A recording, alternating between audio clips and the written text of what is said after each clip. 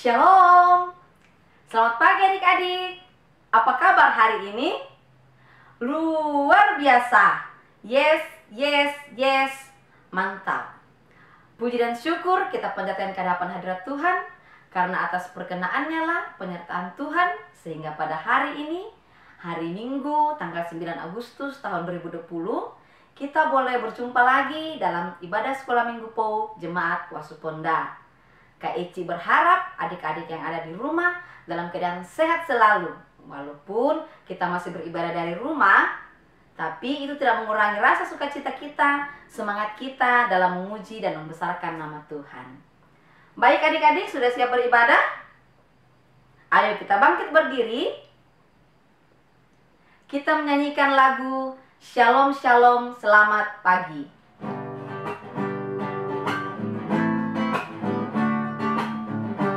Sambil digerakkan ya. Shalom, shalom, selamat pagi. Pagi yang cerah, indah berseri.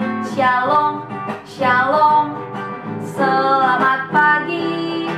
Tunjukkan semangatmu dengan tepuk tangan. Shalom, shalom, selamat pagi. Pagi yang cerah, indah berseri. Shalom, shalom, selamat pagi. Tunjukkan semangatmu, mari puji Tuhan. Masih tetap berdiri, kita lipat tangan, kita tutup mata dan kita berdoa.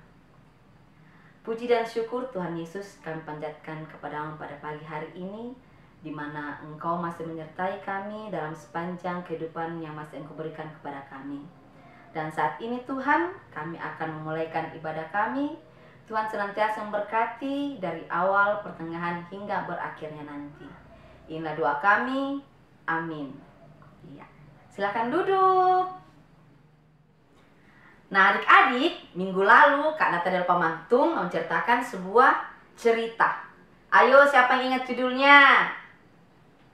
Iya, betul sekali. Ishak menikahi Ribka, yang terdapat di dalam Kejadian pasal 24 ayat 1 sampai 67. Nah, hari ini kita masih akan mendengarkan cerita lagi tentang Bapak Ishak. Wah, apalagi ya yang akan dialami oleh Bapak Ishak. Namun, sebelum kita mendengarkan cerita kebenaran firman Tuhan, mari kita berdoa. Tuhan Yesus yang baik, dalam ibadah sekolah minggu kami pada hari ini, kami akan mendengarkan lagi cerita tentang kebenaran firman-Mu. Tuhan Yesus berkati kami, sehingga kami dapat menerima firman-Mu dengan baik, dan dapat kami lakukan dalam kehidupan kami sehari-hari. Tuhan Yesus berkati juga Kakak Mali yang akan beritakan firman-Mu. Biarlah ia boleh berkata-kata seturut dengan kehendak-Mu.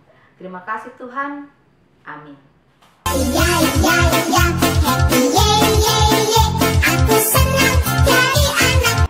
Shalom, selamat pagi adik-adik. Ketemu lagi dengan Kakak Mali di pagi yang indah ini. Dan hari ini kita akan mendengarkan sebuah cerita yang masih ada hubungannya, masih ada kaitannya dengan cerita minggu lalu. Ada yang masih ingat cerita minggu kemarin adik-adik? Ya, cerita minggu lalu tentang Ishak yang menikahi seorang gadis yang sangat cantik dari kota Haran yang bernama siapa adik-adik?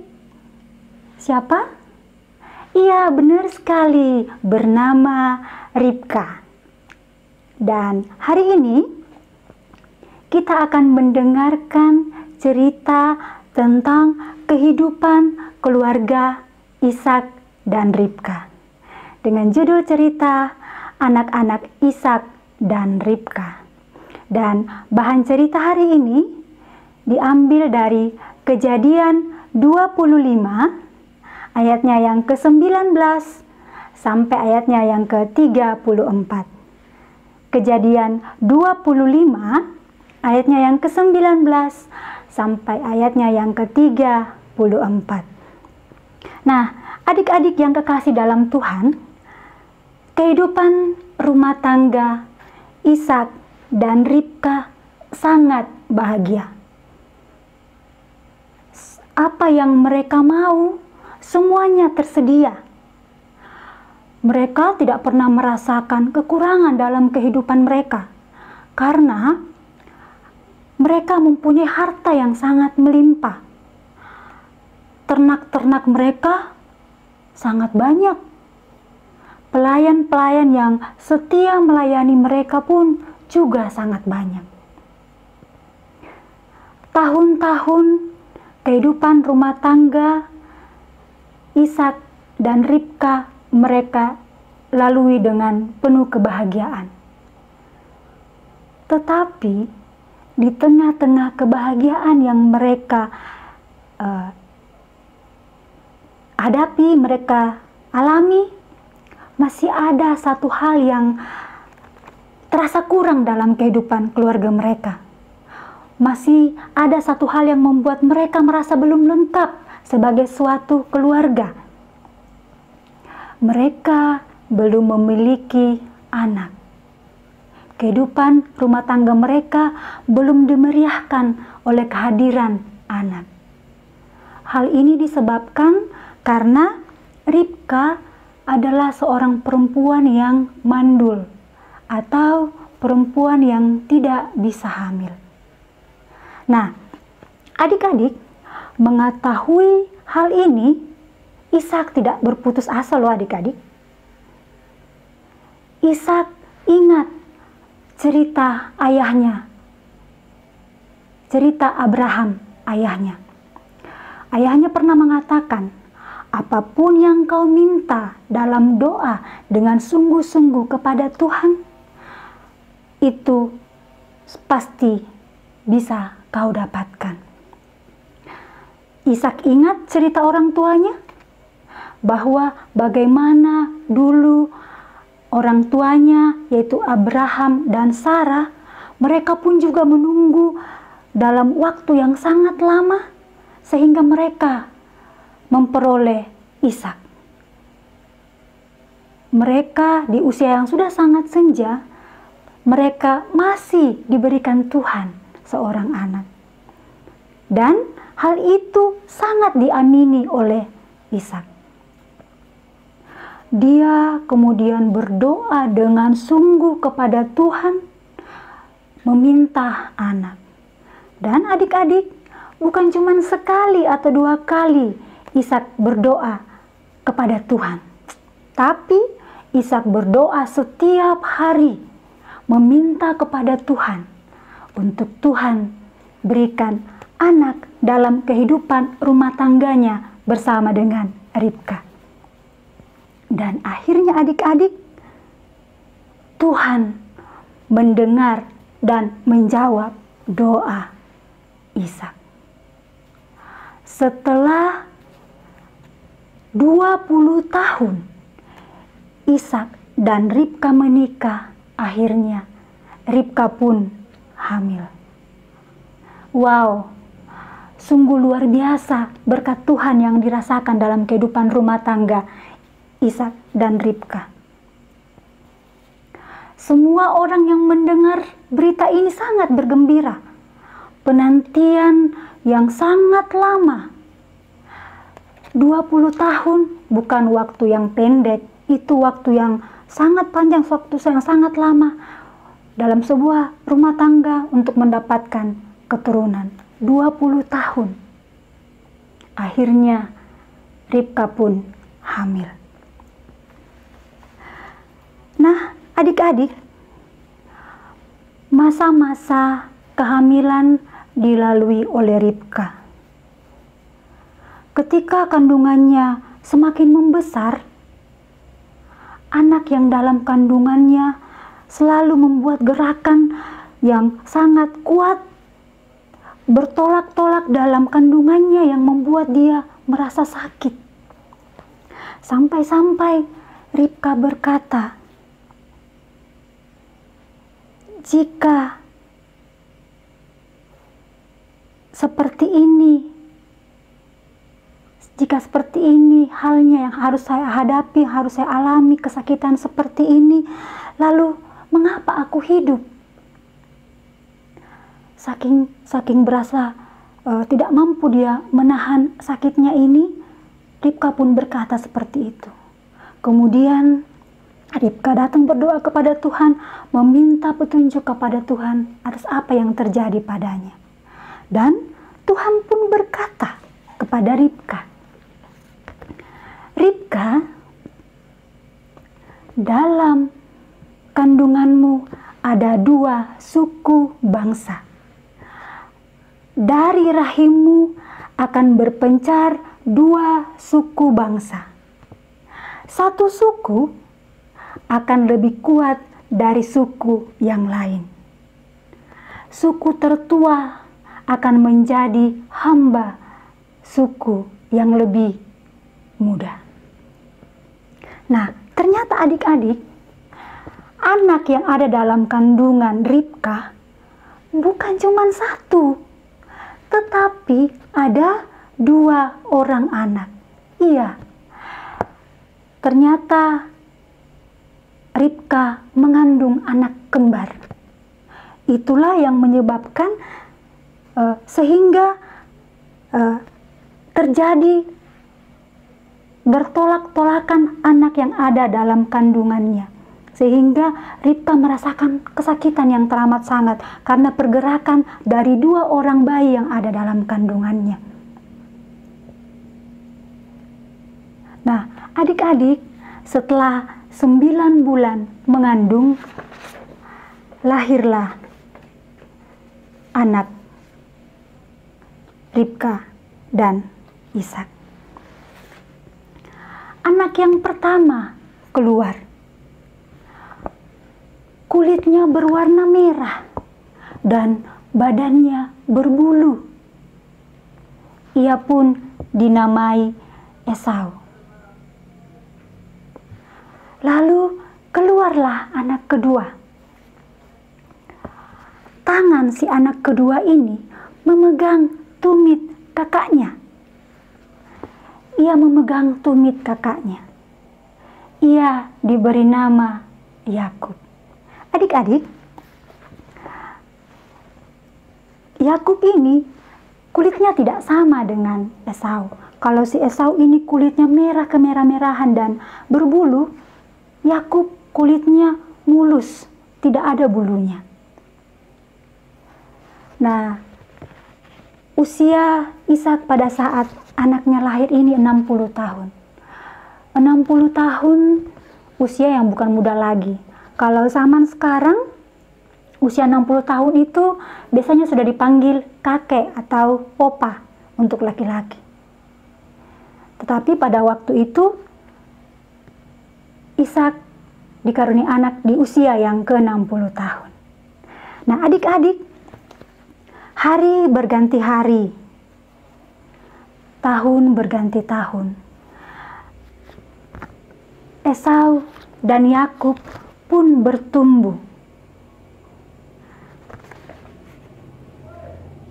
Seperti keadaan fisik kedua anak ini yang sangat berbeda, satu merah dan berbulu, satu mulus, kegemaran, hobi dan kesukaan Esau dan Yakub pun sangat berbeda. Si Esau kecil, dia suka bermain di luar kemah. Dia suka bermain berlari-lari bersama binatang-binatang. Sedangkan Yakub, dia suka tinggal di dalam kemah, belajar bersama ibunya, belajar memasak. Dan dia suka sekali mendengarkan jika si ibu bercerita. Mereka sambil memasak selalu mengobrol satu dengan yang lain tentang apapun.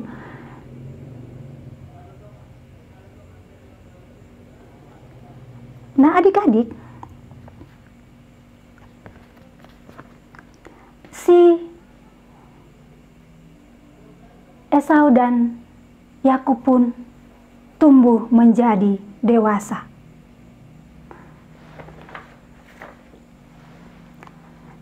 Setelah dewasa, Esau menjadi seorang pemburu.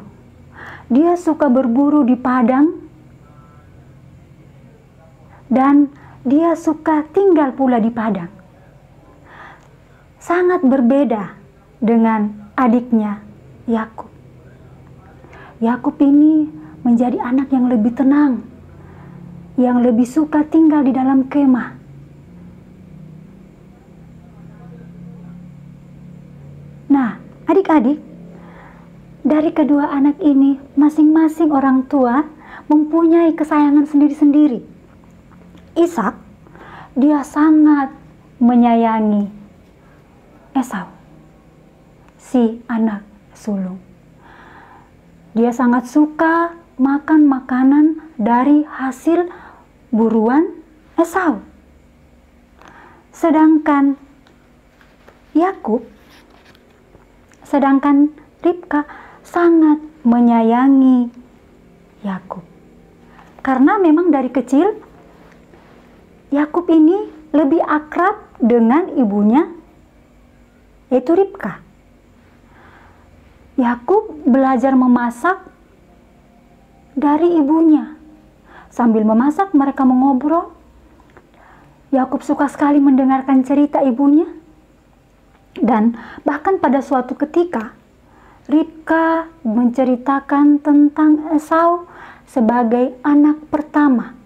Sebagai anak pertama, Ribka berkata kepada Yakub, Esau akan mendapat hak kesulungan.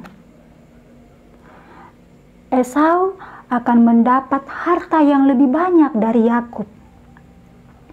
Esau akan menjadi kepala keluarga jika Ishak nanti meninggal. Esau bisa memerintah, lebih berkuasa daripada Yakub. Mendengar cerita ini, Yakub sampai berpikir, wah, seandainya saya ya yang menjadi anak sulung, bukan Esau kakakku. Lalu bagaimana caranya supaya saya bisa mendapatkan hak kesulungan itu? Itu yang menjadi pikiran, yang menjadi niatan dari Yakub karena mendengar cerita ibunya. Nah, adik-adik, hari pun berlalu. Pada suatu ketika, Yakub sedang memasak kacang merah dalam kemah. Dan tak lama kemudian, Esau pun pulang dari berburu di padang. Dia sangat lelah. Dia pun masuk ke dalam kemah. Dan ketika dia di dalam kemah, dia pun mencium aroma masakan yang sangat enak, yang membuat dia kemudian lapar. Dia pun melihat ke dalam dan ternyata Yakub sedang memasak. Lalu Esau mendekati Yakub. Dan Esau pun berkata, Yakub, berikanlah kepadaku sedikit makanan yang sedang kau masak itu untuk aku makan. Aku sangat lapar, Yakub. Adik-adik, apa reaksi dari Yakub setelah ia mendengar perkataan Esau? Ya, tentu saja Yakub sangat gembira. Yakub sangat girang. Dia berpikir dalam hati, aha, ini adalah kesempatan emas buatku untuk mendapatkan hak kesulungan. Bukankah aku ingin menjadi tuan atas Yakub, atas Esau kakakku? Itu yang ada dalam pikiran Yakub, adik-adik.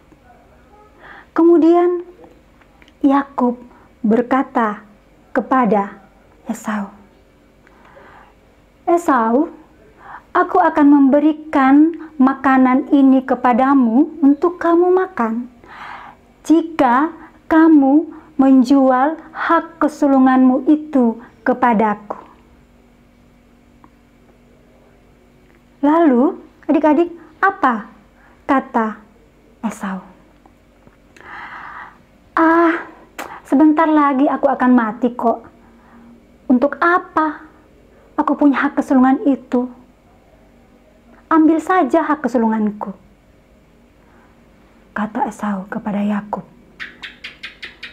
Lalu kembali Yakub menegaskan kepada Esau, "Bersumpahlah kau Esau kepadaku." Lalu Esau pun bersumpah memberikan hak kesulungannya kepada Yakub. Lalu adik-adik, Yakub pun memberikan roti dan kacang merah yang dia masak tadi untuk dimakan oleh Esau. Esau kemudian makan makanan itu. Ia menjadi kenyang, lalu ia pun pergi. Tentu saja Yakub merasa sangat senang karena hak kesulungan dari kakaknya sudah dia dapatkan. Sudah dia ambil hak kesulungan dari kakaknya ini. Nah adik-adik,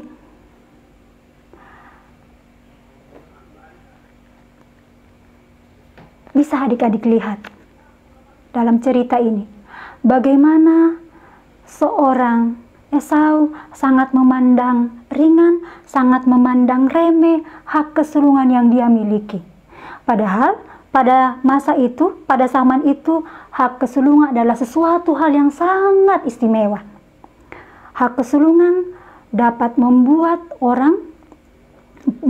membuat si anak memperoleh harta yang lebih banyak dari saudaranya yang lain. Ia bisa menjadi saluran berkat buat orang lain. Dia bisa menjadi kepala keluarga jika orang tua mereka meninggal. Ia lebih berkuasa dari saudaranya yang lain. Ia bisa memerintah saudaranya yang lain. Tetapi Esau tidak peduli dengan hal itu. Dia lebih mempedulikan lapar yang dia rasakan pada saat itu. Nah adik-adik, kita kembali ke kehidupan adik-adik setiap hari. Pernahkah adik-adik menipu saudara atau kakak atau adiknya karena menginginkan sesuatu yang lebih besar dan lebih baik? Misalnya, masing-masing anak diberikan 2 roti. Tetapi karena adik-adik tidak puas, maka adik-adik mengambil punya si kakak atau si adik dan berbohong kalau yang mereka terima sama-sama satu. Pasti kakak atau adik yang kalian perlakukan seperti itu sangat merasa sedih. Tuhan mau adik-adik menghargai saudaranya. Tuhan mau adik-adik menghargai apa yang adik-adik miliki. Tuhan ingin menjadikan adik-adik menjadi orang yang lebih baik. Tuhan menciptakan kita dengan apa yang kita miliki karena Tuhan tahu itu yang terbaik yang Tuhan berikan buat adik-adik. Tuhan mau adik-adik dengan perbedaan yang adik-adik miliki satu dengan yang lain saling melengkapi. Jangan karena temannya memiliki rambut satu lurus, satu bergelombang ikal. Setiap orang diciptakan berbeda. Satu diciptakan hidungnya mancung, ada yang satu kurang mancung. Diciptakan kulitnya hitam, ada yang kulitnya putih. Perbedaan itu bukan hal yang harus membuat kita tidak bisa rukun. Tetapi perbedaan itu harusnya membuat kita menjadi saling menyayangi. Seperti misalnya adik-adik pergi ke taman. Jika di taman bunga itu cuma satu warna bunga yang ada, pasti biasa saja adik-adik lihat. Tapi kalau di taman bunga itu berwarna-warni bunga, pasti sangat indah. Demikian pun juga kita diciptakan beragam untuk saling melengkapi. Kita diajarkan untuk bersyukur dengan apa yang Tuhan berikan dalam kehidupan kita. Demikian cerita hari ini. Tuhan Yesus memberkati. Amin. Ya, adik-adik, ayat hafalan untuk minggu depan. Ada tugas ayat hafalan minggu depan. Terambil dari Mazmur 100 ayat 3a. Mazmur 100 ayat 3a. Kakak Mali berharap adik-adik di rumah semua menghafal tugasnya ini. Nanti di minggu depan kakak pembimbing yang melayani akan bersama-sama dengan adik-adik untuk menghafalkan ayat hafalan ini. Kita akan sama-sama ucapkan Mazmur 100 ayat 3a yang berkata, "Ketahuilah bahwa Tuhanlah Allah. Dialah yang menjadikan kita dan punya Dialah kita." Nah, adik-adik sudah dengarkan cerita dari Kak Malik tadi? Nah, di situ menceritakan tentang Bapak Ishak yang mempunyai 2 orang anak, yaitu Esau dan Yakub. Kita akan pelajari satu lagu baru yang berjudul Esau dan Yakub. Ikuti Kak Eci ya.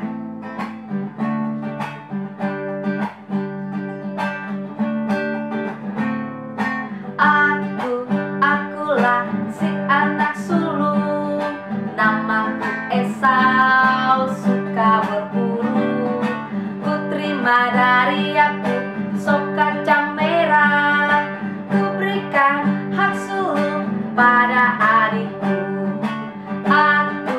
Akulah si anak bungsu, namaku Yakub, suka di rumah.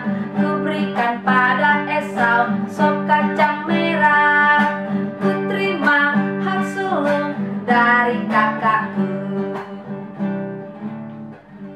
Iya, adik-adik, tiba saatnya kita akan memberikan persembahan kita. Semua siapkan persembahannya, dilipat bagus-bagus ya. Nah, untuk mengiringi persembahan kita menyanyi lagu Segala Milikku.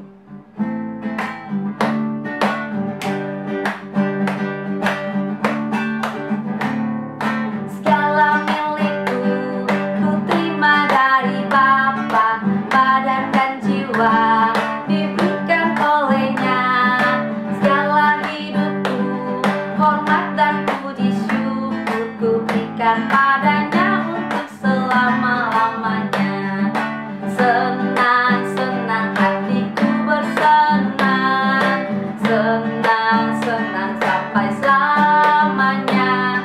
Ku ikut Tuhan selalu, ku serahkan hidupku, bila ku pandang Yesus senang hatiku. Adik-adik yang kekasih dalam Tuhan, kita akan masuk dalam doa syafaat. Silakan tangannya dilipat, kepalanya ditundukkan, dan tutup mata. Mari kita berdoa. Kembali lagi Bapa di sorga, kami anak-anak sekolah minggumu datang menghampiri tahta kekudusan-Mu, mengucap syukur atas penyertaan Tuhan dalam kehidupan kami. Terima kasih buat kesempatan yang indah yang Tuhan masih karuniakan kepada kami di dalam kami beribadah pada pagi ini. Terima kasih Tuhan, biarlah ibadah kami hari ini berkenan hanya kepadamu saja. Bapa di sorga, terima kasih pula buat firman yang telah kami dengarkan. Ajar kami anak-anak-Mu untuk senantiasa menjadi anak yang menghargai setiap apa yang Tuhan berikan dalam kehidupan kami. Karena kami percaya bahwa apapun yang Tuhan karuniakan buat kehidupan kami, itu merupakan hal terbaik, hal terindah yang Tuhan anugerahkan buat hidup dan kehidupan kami. Terima kasih Tuhan, terima kasih Bapa. Kami telah memberikan persembahan syukur kami. Terima itu Tuhan sebagai ungkapan syukur buat kehidupan yang Tuhan anugerahkan buat kami. Yang masih ada pada orang tua kami, biarlah itu dapat kami gunakan untuk kebutuhan kami. Terlebih khusus dapat pula digunakan buat menjadi berkat buat orang-orang di sekitar kami. Bapa di sorga, kami berdoa buat kehidupan anak-anak sekolah minggumu sepanjang seminggu ke depan. Di dalam kami bermain, di dalam kami belajar di rumah kami masing-masing. Senantiasa Tuhan menganugerahkan kepada kami kesehatan, menganugerahkan kepada kami hikmat untuk bisa belajar dengan baik walaupun masing-masing di rumah kami. Terima kasih Tuhan, terima kasih Bapa. Kami berdoa jika ada teman-teman kami yang lagi sakit di rumah, Engkau kiranya menjamah setiap bagian tubuh mereka yang sakit, sehingga setiap makanan, minuman, dan obat-obatan yang mereka konsumsi itu dapat memberikan mereka kesembuhan dan mereka beroleh kembali dengan tubuh yang sehat. Jika ada teman-teman kami yang bersyukur karena ketambahan usia, tetap senantiasa Tuhan menganugerahkan, menambahkan sukacita dalam kehidupan mereka. Biarlah di pertambahan usia ini mereka senantiasa tetap mengandalkan Tuhan dalam kehidupan mereka setiap hari. Terima kasih Bapa, kami berdoa buat kehidupan orang tua kami setiap hari. Engkau kiranya senantiasa memberkati kehidupan mereka, memberkati setiap pekerjaan apapun yang mereka kerjakan. Biarlah kasih sayang Tuhan senantiasa melimpah dalam kehidupan mereka, menjaga, melindungi mereka, menjauhkan dari mara bahaya dan sakit penyakit. Terima kasih Tuhan, terima kasih Bapa. Kami menyerahkan segala keberadaan kehidupan kami anak-anak sekolah minggumu hanya ke dalam tangan pengasihan-Mu. Terima kasih Tuhan. Ini ucapan syukur kami, ini permohonan kami yang kami bawa beralaskan kasih anak-Mu Yesus Kristus Tuhan penebus kehidupan kami. Kami berdoa. Amin.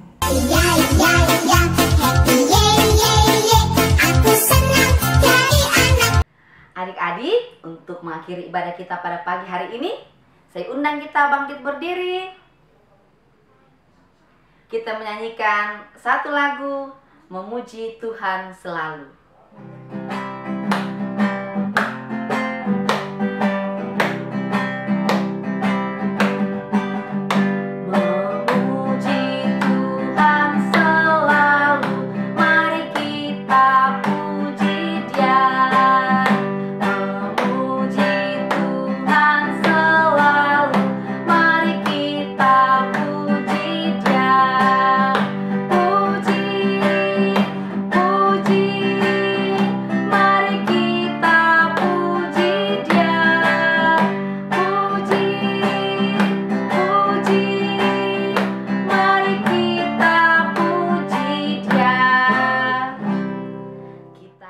Kita lipat tangan dan kita berdoa.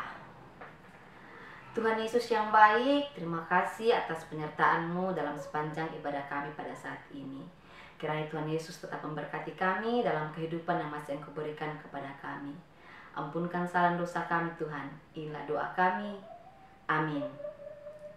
Silahkan duduk adik-adik. Nah, demikianlah ibadah kita pada pagi hari ini. Dan Keci tetap berpesan agar adik-adik tetap di rumah, dan jika ada keperluan yang sangat penting, jika ingin keluar rumah tetap menggunakan masker, jangan lupa rajin cuci tangan, dan tetap berdoa. Tuhan Yesus memberkati.